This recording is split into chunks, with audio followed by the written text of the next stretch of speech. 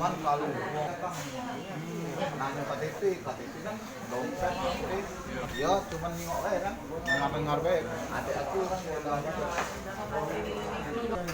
nah Ini kan terkait keselamatan, walaupun bukan kecelakaan. nah itu Antara PT GI sama asuransi jasa raja, Satgas ini.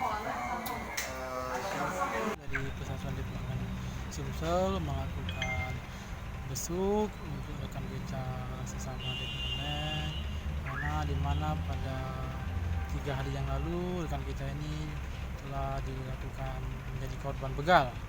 Jadi setelah kita cek, alhamdulillah sudah ada perkembangan, kondisi korban sudah mulai membaik, walaupun sedikit masih kurang bisa diajak ngobrol dengan benar, tapi kami di sini berharap kepada pihak kepolisian untuk mengungkap satu lagi pelaku yang belum tertangkap.